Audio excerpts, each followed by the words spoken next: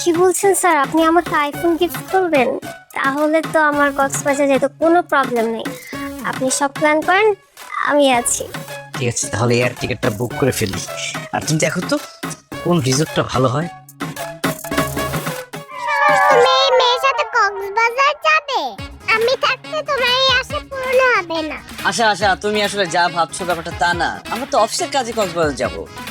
ঠিক আছে, তাহলে আমি তোমার এমডির কাছে যাই, গিয়ে বলি তুমি এই মেয়ের সাথে কক্সবাজারে যাচ্ছ। এরপর উনি আমাকে বুঝিয়ে বলতে যে তোমরা কক্সবাজারে কেন যাচ্ছ। না না আশা, প্লিজ তুমি এমডি স্যারকে কিছু বলো না। এমডি স্যার যদি জানতে পারে তোমার বাবার সাথে আমি কক্সবাজার যাব, তাহলে আমার চাকরিটা চলে যাবে। প্লিজ বলো না। ঠিক আছে, তাহলে কানে ধরো। বলো আমার বাবার সাথে কাজ ছাড়া কথা বলবে না। আসলে যাবেন না। কেন? বাবা তোমার হাত ধরবে। কি?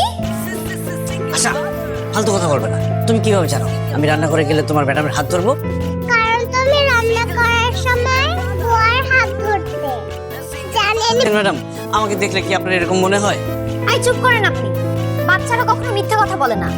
ছি, ছি, ছি, ছি। আমি আপনার মেয়ের টিচার, আমাকে নিয়ে আপনি এসব ভাবেন? ছি। করলে কেন? আমি এখন কি খাবো? তুমি কি খাবে সেটা আমি কি জানি। শোনো, রান্না বান্না হচ্ছে মেয়েদের কাজ। আমি ছেলে হয়ে প্রত্যেকদিন রান্না করতে আমার ভালো লাগে না।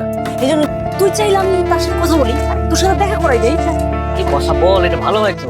চল, আগামী শুক্রবারে আমরা দেখা করছি। কি ব্যাপার আশা, তুমি এরকম বাইরে চলে যাও। তুমি সিগারেট খাচ্ছ কেন? তোমাকে না না করেছি সিগারেট খেতে। মিস, তোমাকে না আমার মায়ের মতো মনে হয়। তুমি পাশে থাকলে আমার মায়ের কথা মনে হয় না। তুমি যখন আমার সাথে কথা বলো, মনে হয় যে আমি আমার মায়ের সাথে কথা বলছি। তুমি যখন আমাকে আদর করো, মনে হয় যে আমার মা আমাকে আদর করছে।